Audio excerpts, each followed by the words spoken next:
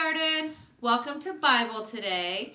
Today we're going to talk about one of Jesus' friends named Lazarus. But before we start our story, I want to talk to you about back in Jesus' day when people died. It was a little different than what it is now. So back in Jesus' time when people died, they would wrap the body in cloth. It was called the grave cloth. And they would wrap them really, really, really tight, and they would be really stiff like a mummy. And then they would place them in a tomb. And a tomb is just a hole in the mountainside, and they would put a big rock in front of it. So that's a little different than how we bury people today. But back in Jesus' day, that's what they did. They wrapped them really tight, and they looked like a mummy, and then they put them in the side of the mountain and put a rock over in front of it. They didn't dig in the ground or anything like they do nowadays. So let's go ahead and read our story about Lazarus.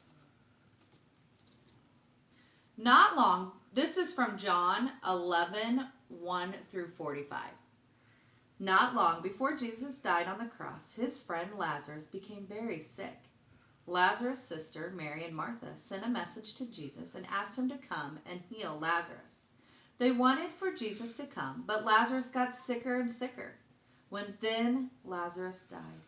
His friends and family wrapped his body in a cloth called the grave cloths, and they put him in a tomb. And then they sealed the tomb with a large stone. Lazarus has been dead for 4 days, and everyone was still very sad. They also were sad that Jesus hadn't come to heal Lazarus. Then someone told Martha that Jesus was coming. Martha went to meet Jesus, and she said, "Lord, if you had been here, my brother would not have died.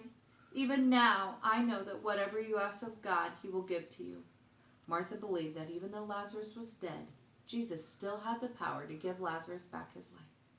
And Jesus said to Martha, "Your brother will live again." Martha went to Mary and to tell her that Jesus had come.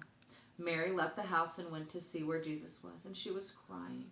Mary fell down at Jesus' feet and said, "Lord, if you had been here, Lazarus would not have died." Jesus was very sad to see Mary's tears, and he cried too. Then Jesus said, "Where is Lazarus' body?" Mary showed Jesus the tomb, and he saw the large stone had been rolled in front of the opening. And Jesus said, "Take away the stone." And Martha said, "But Lord, Lazarus has been dead for 4 days. His body will smell bad now." But Jesus said, "Did I not tell you that if you believed, you would see the glory of God?"